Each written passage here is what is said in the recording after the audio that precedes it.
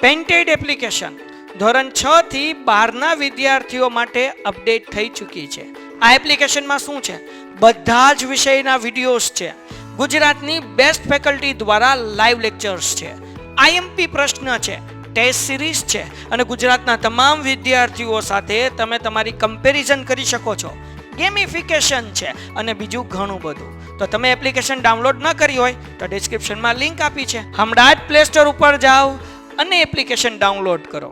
ઘરે બેઠીને સરસ મજાનું ગુજરાતની જોરદાર ફેકલ્ટી સાથે ભણો, સારા માર્ક્સે પાસ થાઓ. ચેપ્ટર નંબર 9, આની પહેલાના લેક્ચરમાં ચેપ્ટર નંબર 9 શરૂ કર્યું હતું. બિન વેપારી સંસ્થાના હિસાબો. તો થોડુંક રિવાઇઝ કરી નાખું, કારણ કે ઘણા બધા મિત્રો એક્ઝામની પછી અમને પેલો લેક્ચર અટેન્ડ કર્યો હશે. અને સાહેબ જે છે ઊંડી વાળું ચેપ્ટર કરાવે છે જોશી સર, કે જેની અંદર આમનોન શીખવાડે છે. બરાબર ને? જોશી સરનો લેક્ચર પાછો આવશે આવતીકાલ પરમ દિવસે. એની અંદર આમનોન છે, લેણી ઊંડી, દેવી ઊંડી, જે 4 માર્ક્સનો સમ તમને એક્ઝામમાં પૂછાય છે એ જોશી સર કરાવે છે. હું અત્યારે 9મું ચેપ્ટર કરાવું છું. હવે 9મું ચેપ્ટર બિન વેપારી સંસ્થાના હિસાબો એટલે શું? તો કે ભાઈ એવી સંસ્થાના હિસાબો કે જે પ્રોફિટના કે નફાના હેતુથી શરૂ ન થઈ હોય, એવી સંસ્થાનો હિસાબ આપણે કરવાનો હોય. એટલે ઘણા બધા તમારામાંથી નહોતા, અહીંયા અમારે એક બેને નહોતા, એટલે અહીંયા આમ જોવે છે એટલે સમજાઈ દઉં. હવે એ કેમ બને? તો એનું આવક જાવક ખાતું બને. તો આવક જાવક ખાતું કેમ બને? તો કે અહીંયા ઉદાહરણ આપણને આપ્યું, અહીંયા ખર્ચા અને જે કાંઈ આવક છે એનું આપણને લિસ્ટ આપ્યું છે. જે આપણી આવક હોય એ ઉધાર બાજુ લખવાની, જે આપણી જાવક હોય એ જમા બાજુ લખવાની, જે શરૂઆતની બાકી હોય એ ઉધાર બાજુ લખવાની, અને દાખલો પૂરો થાય ત્યારે આખરની બાકી આપણને રોકડ અને બેંકની મળે. તો બસ સિમ્પલ છે. આવી રીતે આપણે દાખલો ગણવાનો છે. તો મને એમ થાય છે કે એક આપણે હજી ઉદાહરણ જોઈ લઈએ, નહીં દાખલો જ ઠપકારીએ, કે ઉદાહરણ જોઈ લઈએ. એક હજી ઉદાહરણ કરીએ પછી દાખલો ઠપકારાવું, કારણ કે ઘણા બધા મારી જેવા નવા લોકો છે એટલે થોડુંક આમ જોઈ લે ને તો મજા આવી જાય. હે ને? હાલો પેલા સમજી લો, કાંઈ આ ઉદાહરણ લખવા નથી, ખાલી સમજવાનું છે. ઉદાહરણ નંબર 3. આરકે સ્પોર્ટ્સ ક્લબ નીચે આપેલ વિગત પરથી 31/3/2015 ના રોજ પૂરા થતા વર્ષનું ઉપજ ખર્ચ ખાતું તૈયાર કરો. ઉપજ ખર્ચ ખાતું કેમ બનાવવાનું હોય? એક બાજુ તમારો ઉધાર એટલે ખર્ચ આવે અને જમા બાજુ બધી આપણી શું આવશે? ઉપજ આવશે. આની પહેલાના દાખલામાં આપણે શીખ્યું એ આવક જાવક ખાતું હતું. એ શું હતું? આવક જાવક. એમાં આવક જે છે એ ઉધાર બાજુ આવે, જાવક જે છે એ બધી જમા બાજુ આવે. તો બે કોન્સેપ્ટ અલગ અલગ છે, એટલે પેલા હું દાખલો જ કરી દઉં આવક જાવક ખાતું વાળો, એટલે એક કોન્સેપ્ટ આપણો પૂરો થાય. કાઢો હાલો સ્વાધ્યાયનો દાખલો. તો આવક. ચલો, નીચે આપેલ માહિતી પરથી ઓમકાર લેબનું 31/3/2015 ના રોજ પૂરા થતા વર્ષનું આવક જાવક ખાતું તૈયાર કરો. આપણને માહિતી આપી દીધી છે. બીજી વસ્તુ અહીંયા આપણને કેટલીક વધારાની માહિતી આપી છે. હે ને? આની માહિતીમાં આપણને શું આપ્યું છે ભાઈ? તો કે ભાઈ પગારના 10,000 રૂપિયા ચૂકવવાના બાકી છે, એ આપણે લખી નાખશું. રમત ગમતના સાધનો પર 10% ઘસારો ગણો, એ આપણે ગણી નાખશું.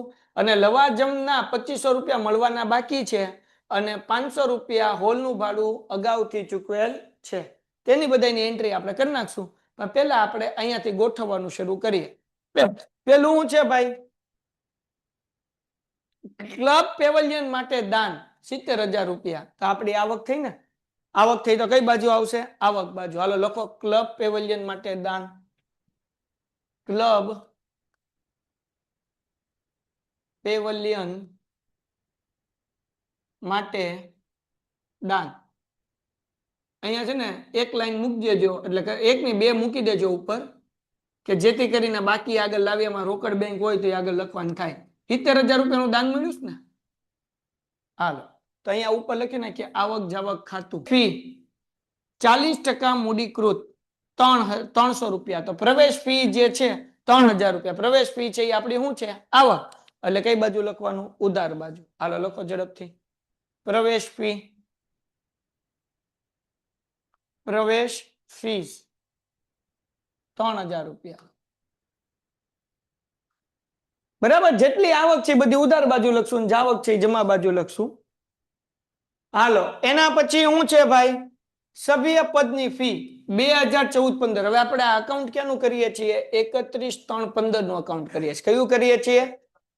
એટલે આ 14-15 એટલે 20,000 જે છે એ આ વર્ષની છે અને આ 5,000 અગાઉથી મળેલા છે એટલે ટોટલ કેટલી ફી છે 25,000 એ આપણી આવક જ છે આવક છે એટલે આપણે ક્યાં લખશું ભાઈ તો કે આવક ઉધાર બાજુ લખો હાલો સભ્ય સદ ફી સોરી શું છે સભા સદ ફી સભ્ય નહીં હો ભાઈ સભા સદ ફી 2014-15 ના કેટલા છે ભાઈ 20,000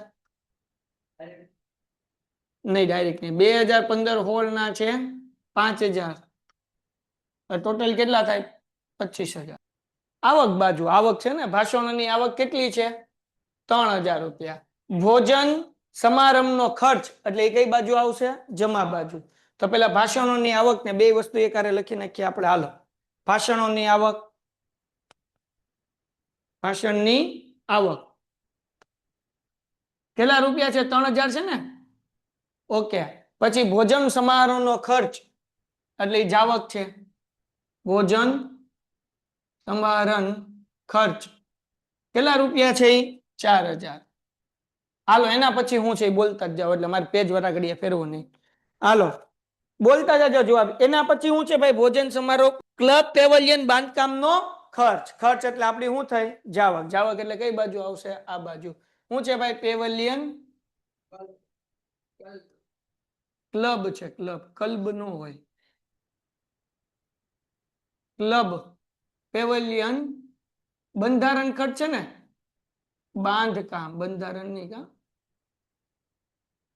હાલો કેટલા રૂપિયાનો ખર્ચો કરી નાખ્યો 60,000 70,000 નું દાન મળ્યું હતું ને 60,000 નો ખર્ચો કરી નાખ્યો બોલો એના પછી વીજળી ખર્ચ એટલે જાવક બાજુ હાલો ભાઈ વીજળી ખર્ચ બોલો કેટલા રૂપિયા હાલો એના પછી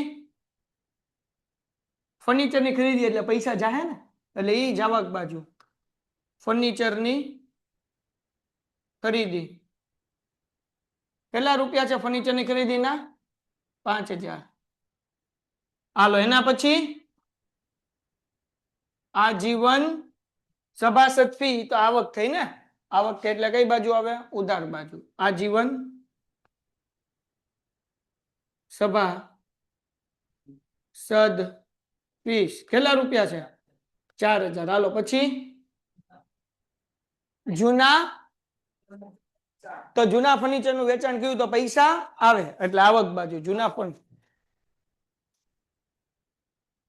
ચોપડે કિંમત 750 પણ આવી કેટલાની 1,000 તો કઈ નહીં હાલો અહીંયા લખવાનું જૂના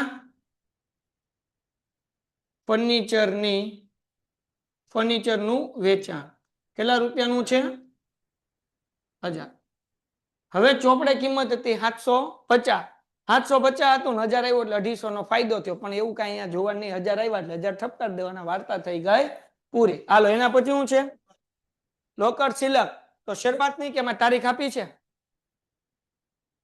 1/4/2014 એટલે બાકી આગળ લાવ્યામાં આવશે બાકી આગળ લાવ્યા રોકડ જો આ ઉપર મેં જગ્યા એટલે રાખી હતી કેટલી છે ભાઈ 3,000 ઓકે હાલો પછી બેંકે હશે જો કેટલી છે 2,000 હાલો 1/4/14 એટલે વર્ષની શરૂઆતનું થયું એટલે આપણે આગળ લખ્યું બાકી આગળ લાવ્યા હાલો ડન થઈ ગયું દીકરાઓ હવે બીજી વસ્તુ આ બે વસ્તુ આપણે બહાર લખી કે નહીં એ આપણે અંદર લખીને સરવાળો કરીને બાર એકારે 5,000 લખો તોય હાલે તો તમે આવી રીતના કરી શકો દાખલા તરીકે બાકી આગળ લાવ્યા લખ્યું અહીંયા લખ્યું રોકડ હા 3,000 બેંક 2,000 આમ લાઈન કરવાની લાઈન કરીને એકારે અહીંયા લખી નાખવાના 5,000 એવી રીતના અહીંયા આખરે આપણને મળશે રોકડે મળશે અને બેંકે મળશે હાલો એના પછી શું છે ભાઈ કેનું હોલનું ભાડું ચૂકવ્યું આપણે થઈ જાવક કે આવક તો કઈ બાજુ આવે જમા બાજુ ત્યાં લખીએ કેટલું ચૂકવ્યું છે ભાઈ 2,000 ભાડું ચૂકવ્યું 2,000 બોલો એના પછી પગાર 10,000 ચૂકવ્યો ભાઈ તું લખે જા કોની રાહ જોવે છે? તો લખેશ ક્યાં? તું બેઠો જ મારો ભાઈ. હાલો ડન. વર્તમાન પત્ર એટલે સમાચાર છાપું. વર્તમાન પત્ર લવાજમ એટલે છાપાનું લવાજમ. તો ઈ આપણો જાવક જ છે. વર્તમાન પત્રકનું લવાજન કેટલા રૂપિયા છે ભાઈ? 2000. હાલો એના પછી પસ્તીનું વેચાણ કરો એટલે પૈસા આવે. આવે એટલે કઈ બાજુ? ઉધાર બાજુ. એટલે ઉધાર બાજુ લખીએ પસ્તીનું વેચાણ.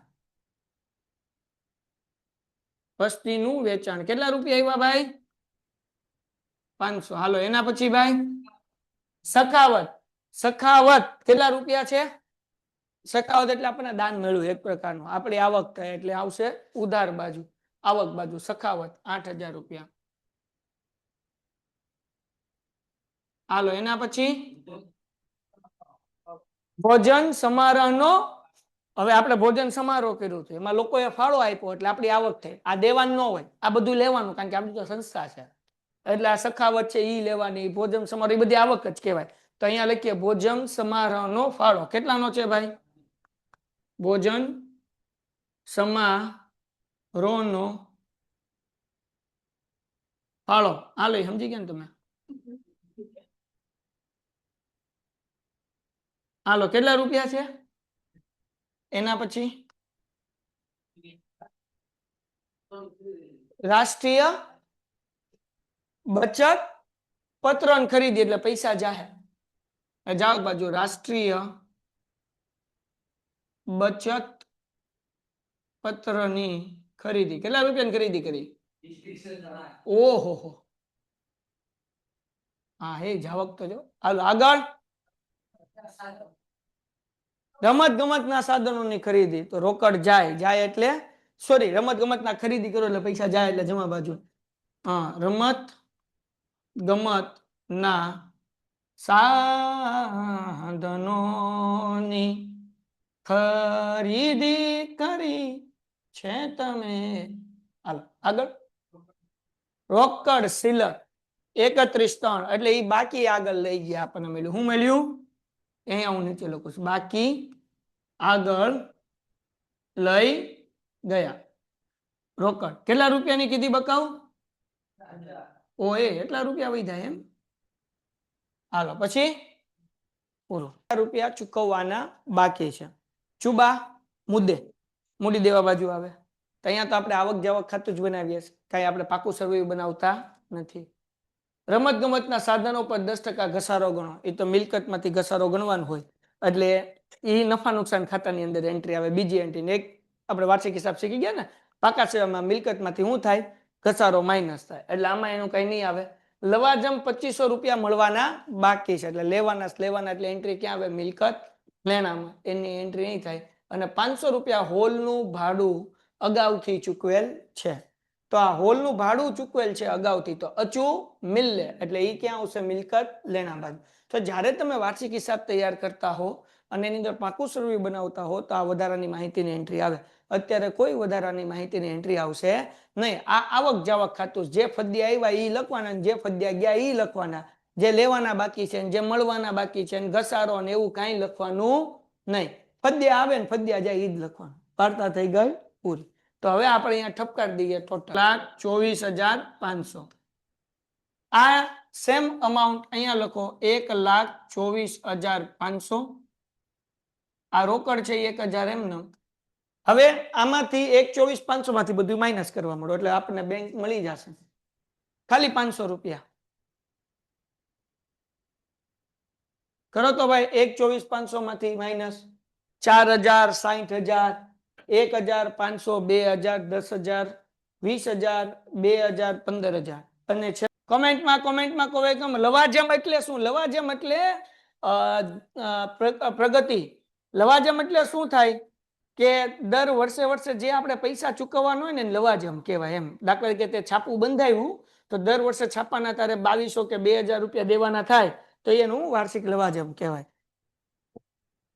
હવે આની જેવો જ દાખલો છે સેમ ટુ સેમ દાખલા નંબર 10 પણ ઈ છે ખર્ચ અને આવક વાળો. બરાબર, ખર્ચ અને ઉપજ વાળો. હાલો ઠપકાર દઈએ ઘટે તો જીન ખાતું. જેને આપણે વાર્ષિક હિસાબના દાખલામાં કહેતા હતા નફા નુકસાન ખાતું. તો હવે અહીંયા વધારાની માહિતી બધી આવશે. અહીંયા આવશે ખર્ચ, રકમ, ઉપજ, રકમ. અહીંયા આવશે ઉધાઈ અને અહીંયા આવશે જમા.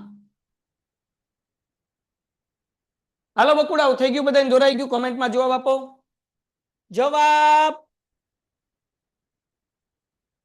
મૂડીકૃત એટલે શું? મૂડીકૃત એટલે કે મૂડીમાં ભેળવેલા, એને મૂડીકૃત કહેવાય. પેન્ટેડ એપ્લિકેશન ધોરણ 6 થી 12 ના વિદ્યાર્થીઓ માટે અપડેટ થઈ ચૂકી છે. આ એપ્લિકેશનમાં શું છે? બધા જ વિષયના વિડીયોઝ છે. ગુજરાતની બેસ્ટ ફેકલ્ટી દ્વારા લાઈવ લેક્ચર્સ છે. આઈએમપી પ્રશ્ન છે, ટેસ્ટ સિરીઝ છે અને ગુજરાતના તમામ વિદ્યાર્થીઓ સાથે તમે તમારી કમ્પેરિઝન કરી શકો છો. ગેમિફિકેશન છે અને બીજું ઘણું બધું. તો તમે એપ્લિકેશન ડાઉનલોડ ન કરી હોય તો ડિસ્ક્રિપ્શનમાં લિંક આપી છે. હમણાં જ પ્લે સ્ટોર ઉપર જાઓ અને એપ્લિકેશન ડાઉનલોડ કરો. ઘરે બેઠીને સરસ મજાનું ગુજરાતની જોરદાર ફેકલ્ટી સાથે ભણો, સારા માર્ક્સે પાસ થાઓ. સમજાવું દીકરા કે જેને આપણે કઈ ચિંતા નથી કરવાની, આમ લખી નાખવાનું, મોજ કરો. એ આવશે તમારે 12માં મૂડીકૃત. હાલો, રેડી બધાય? હવે આ જે છે ને, આપણે જેમ વાર્ષિક હિસાબની અંદર નફા નુકસાન ખાતું બનાવ્યું એમ ઠપકારવાનું. દાખલા નંબર 10 નીચે આપેલ માહિતી પરથી દિવ્યા ક્રિકેટ ક્લબનું 31/3/2015 ના રોજ પૂરા થતા વર્ષનું ઉપજ ખર્ચ ખાતું તૈયાર કરો. તો ઉપજ ખર્ચ લખ્યું તો પેલા ખર્ચ જ લખવાનું, પછી ઉપજ લખવાનું. ઉપજ ખર્ચ એટલે પેલા ઉપજના પછી ખર્ચ નહીં ઠપકારતા. વધારેની માહિતી, વીમાના 2400 રૂપિયા અગાઉથી ચૂકવાયા. અહીંયાથી આપણે હવાલાથી શરૂઆત કરવાની. વીમાના 2400 રૂપિયા અગાઉથી ચૂકવાયેલા. તો અગાઉથી ચૂકવેલ હોય તો વીમામાંથી 2400 રૂપિયા શું કરવા પડે? માઇનસ કરવા પડે. તો આમાં ગોતો વીમો ક્યાંય છે? વીમો ક્યાં છે? છેલ્લે કરવેરો અને વીમો કેટલા રૂપિયાનો છે ભાઈ? 12,000. તો 12,000 માંથી અગાઉથી ચૂકવેલા કેટલા છે? 2400. એ માઇનસ કરશું તો અહીંયા લખીએ કરવેરો અને વીમો. વીમો 12,000 સોરી માઇનસ અચુ. અચુ એટલે અગાઉથી ચૂકવેલ 2400 રૂપિયા. 12,000 માંથી 2400 માઇનસ કરી નાખો. કેટલા વધ્યા ભાઈ? કારણ કે ઉપજ ખર્ચની અંદર કેટલા રૂપિયા આવ્યા ને કેટલા ગયા એનો હિસાબ મળે. આમાં તો જેટલો આવક છે ને કેટલો નફો છે એ આપણે બંધ કરશો એટલે ખબર પડશે. જેમ નફા નુકસાનમાં કરતા એમ કે ભાઈ ખર્ચો વધારે થયો કે આવક વધારે થઈ, આમાં મળી જશે. હાલો આગળ. રમત ગમતમાં ભાગ લેતા સભ્ય પાસેથી 6,000 રૂપિયા લવાજમ મળવાનું બાકી છે. 6,000 રૂપિયા મળવાનું બાકી છે. તો મળવાનું બાકી હોય તો એ આપણી ઉપજ થઈ કહેવાય ને. તો જે આપણે લવાજમ જે હોય એની અંદર શું કરવું પડે? પ્લસ કરવું પડે. તો અહીંયાથી ગોતો રમત ગમતનું સભ્યોનું લવાજમ કઈ છે મારા હાથમાં? હા, રમત ગમતમાં ભાગ લેતા સભ્ય પાસેથી લવાજમ કેટલું મળ્યું છે? 24,000. 24,000 ને 6,000 રૂપિયા શું છે? મળવાનું બાકી. એટલે 24 માં 6 નાખો એટલે ટોટલ કેટલું થાય? હા, તો ઈ આવશે જમા બાજુ. તો અહીંયા લખીએ રમત ગમત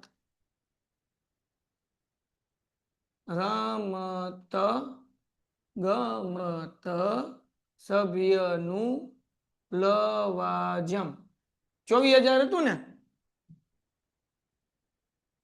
વત્તા મળવા બાકી ટંટણ કેટલું? 6,000. ઠપકારો 30,012. આ નફા નુકસાન ખાતું જ છે. જેને વાર્ષિક હિસાબ આવડે છે એ બધાને આવડશે. જગો મગો એના પછી ન થાય કોઈ દી ભગો. શું કીધું ભાઈ? સભ્યો પાસેથી ચાલુ વર્ષના લવાજમના 6,000 રૂપિયા મળવાના બાકી છે. તો સભ્ય આગળ ગોતો ચાલુ વર્ષનું લવાજમ કઈ દેખાય છે? આ જે આવતું ગયું નહીં આપણે લેતા જઈએ. લવાજમ મળ્યું ભાઈ. જુઓ આ કેટલું મળેલું છે ભાઈ? 84,000. એ કેનું છે? 14-15 નું. 15-16 નું અગાઉથી મળેલું કેટલું છે? 6,000. આમાં આપણે પ્લસ કરશું મળવા બાકી બીજા 6 એટલે ટોટલ થશે 96,000. તો અહીંયા આપણે લવાજમ મળ્યું માં કરી નાખીએ. લવાજમ મળ્યું તો 2014-15 નું કેટલું હતું ભાઈ? 84,000 ને થઈ ગયું. 84 માં 6 નાખો એટલે 90 છેનું બનવું નહીં હે ભાઈ. હાલો સુધારો કરી નાખ્યો ભાઈ, એક સુધારો કરી નાખો. ડન બકુડાવ.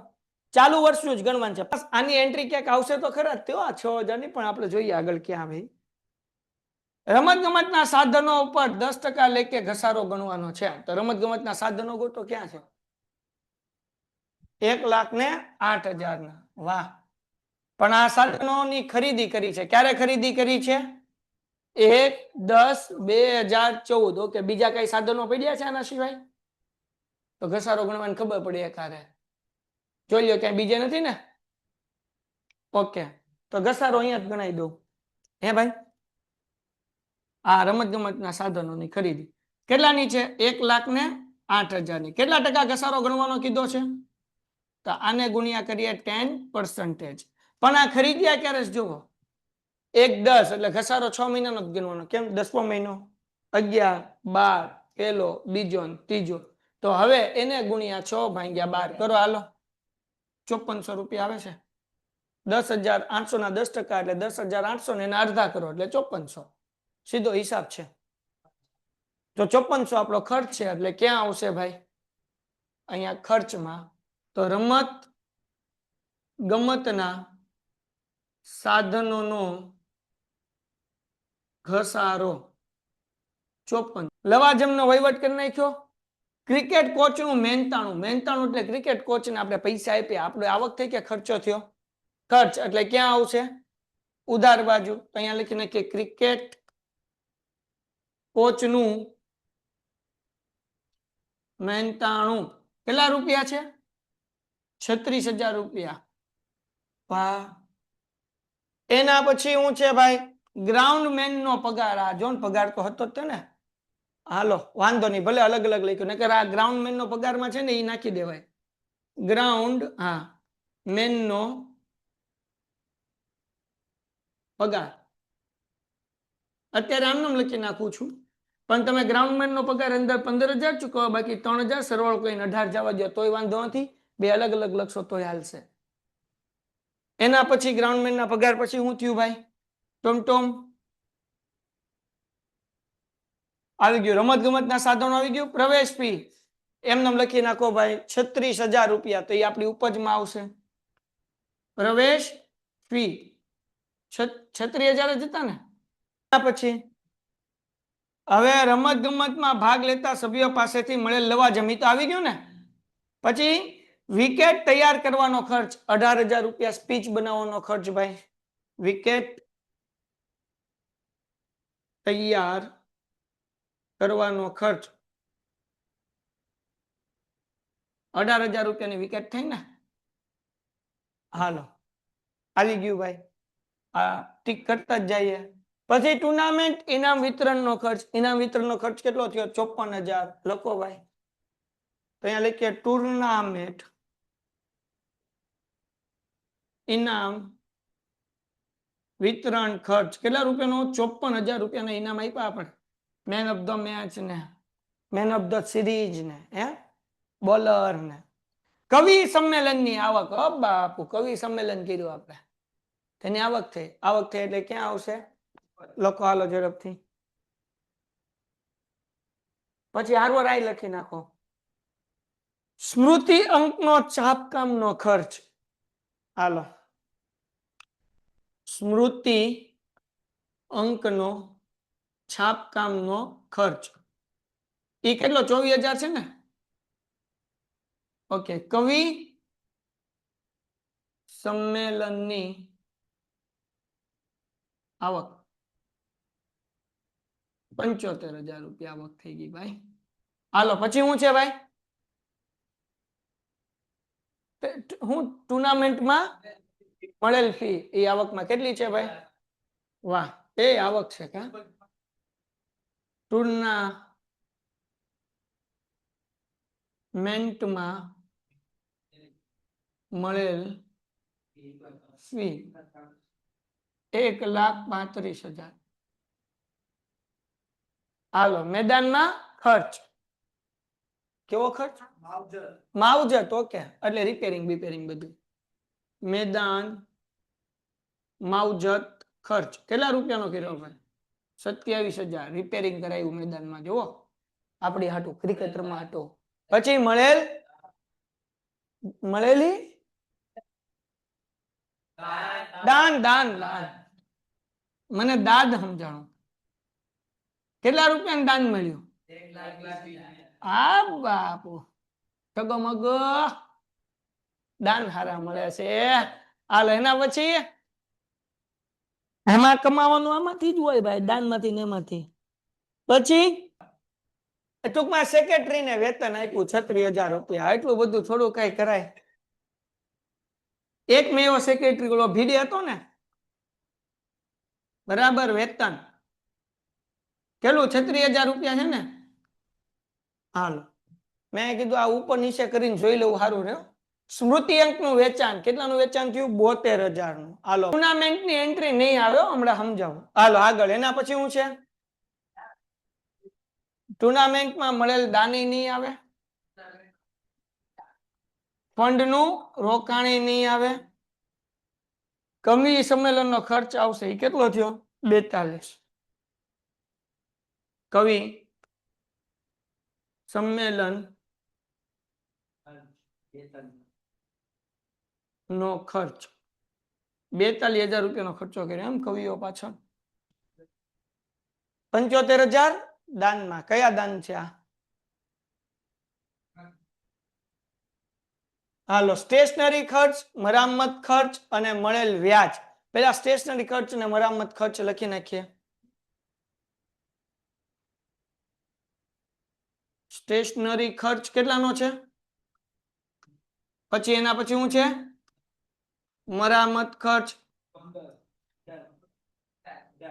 18. હાલો પછી બેંક વ્યાજ આ બાજુ આવશે. મળેલ બેંક વ્યાજ કેટલાનું છે? 300 રૂપિયા. હાલો 3,000. પછી શું થયું ભાઈ? ટુર્નામેન્ટ ખર્ચ 96,000 નથી લખવાનો. હમણાં સમજાવું. અમ્પાયર ફી નથી લખવાનું. મુખ્ય અમ્પાયરની ફી હમણાં જોઈ લે. અમ્પાયર ફી આપણે તો મેદાનમાં આવશે ને. હાલો અમ્પાયર ફીસ કેટલી છે? 24,000.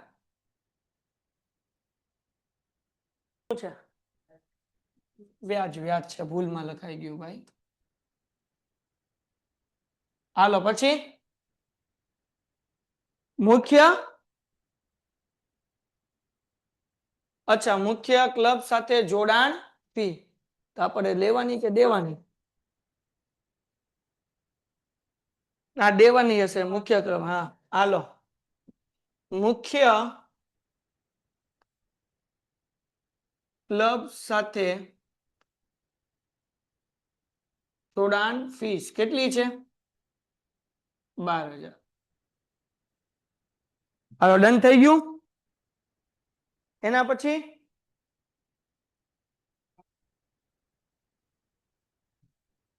ટુર્નામેન્ટ ફંડમાં રોકાણનું વ્યાજ એ 30,000 રૂપિયા છે ને. હાલો સમજાવો. હવે આ લખવાનું કે નહીં? તો ટુર્નામેન્ટને લગતો જે કઈ ખર્ચો છે ને એ આપણે ઇવેન્ટ ઓર્ગેનાઇઝ કરી હતી ટુર્નામેન્ટ. એટલે ટુર્નામેન્ટ માટે જે કઈ મળેલું દાન છે, એની જે કઈ આવક છે એનું અલગ ખાતું બને અને એની અંદર એ રૂપિયા લખાય. એટલે ટુર્નામેન્ટની કોઈ પણ એન્ટ્રી ઉપજ ખર્ચની અંદર થશે નહીં. એ ટુર્નામેન્ટનું એક આખું ખાતું બને. એમાં જે કઈ ફીસ મળી હોય, ટુર્નામેન્ટનો જે કઈ ખર્ચો કર્યો હોય, ટુર્નામેન્ટની અંદર જે કઈ આવક થઈ હોય તો એ બધું એન્ટ્રી અહીંયા આવશે. તો ટુર્નામેન્ટની અહીંયા કોઈ એન્ટ્રી આવશે નહીં, એનું અલગ ખાતું બને. તો અહીંયા કઈ ટુર્નામેન્ટ નથી દેખાતું ને? હા ઈ કાઢી નાખવાનો. ટુર્નામેન્ટ ઇનામ વિતરણ ખર્ચ 54,000 કાઢી નાખવાનો. બીજું ટુર્નામેન્ટનું કઈ દેખાય છે? નહીં. ઓકે હાલો ડન છે ભાઈ. તો જો અહીંયા તમે એક નીચે લખી નાખો ભાઈ, ટુર્નામેન્ટ માટે મળેલ. લખો નીચે. અમ્પાયર તો આપણો ક્લબ છે એટલે અમ્પાયર તો બધામાં આવી જાય ને. હાલો ટુર્નામેન્ટ, જો ટુર્નામેન્ટના અમ્પાયર ને આપેલો હોત તો ન લખત. લખો ટુર્નામેન્ટ, લખો ટુર્નામેન્ટ માટે મળેલ દાન છે. તેથી ટુર્નામેન્ટનું ઇનામ વિતરણ ખર્ચ કે મળેલ ફીસ કે ફંડમાં રોકાણનું વ્યાજ એ પાકા સરવૈયાની માંથી 21,600 માઇનસ કરો એટલે 14,400. અહીંયા 14,400 જ લખવાના રહેશે. કેમ? તો કે 36,000 ના 40%. આના પછીના લેક્ચરની અંદર હું તમને આ દાખલો ફરીથી આખો કરાવીશ. જે કાંઈ સુધારા વધારા થયા, હું લેવા થયા, હું એક વખત જોઈ લઈશ. મારી ભૂલ પડી કે મેં જોયું નહીં, એટલે આ એક હું જોઈ લઈશ, પછી હું તમને કરાવી દઈશ. પણ અત્યારે ખાલી જવાબ લખી નાખો. આખો દાખલો હું ફરીથી આને આ સમજાવીશ. 60% છે ને તો 40% લખવાના. 60% હોય ને તો મૂડીકૃત કેટલા છે? 60% છે. તો 100 માંથી 60% માઇનસ કરે એટલે કેટલા લખવાના? અહીંયા 40%. પછી હું લેવા નેક્સ્ટ ઓલામ લખીશ. હાલો, ડન છે? ઓકે. અત્યારે આ દાખલો એમને રહેવા દો, આપણે ટોટલ નથી કરવો. ઉભા રહ્યો, પેલા હું હરખું, મારી તૈયારી કાચી છે થોડીક, હરખી થઈ પછી હું કરાવીશ. પણ અત્યારે તમે એક કોન્સેપ્ટ ખાલી યાદ રાખો. એ શું છે? આવક જાવક ખાતું. આવક જાવક ખાતામાં શું છે? અહીંયા ધ્યાન રાખ બચ્ચા, એ નહીં જવાબ આવે. અહીંયા ધ્યાન રાખો. આવક જાવક ખાતામાં જેટલા આપણી પાસે રોકડા આવ્યા એ બધા આવકમાં, જેટલા આપણી પાસે પૈસા ગયા એ બધા જાવકમાં.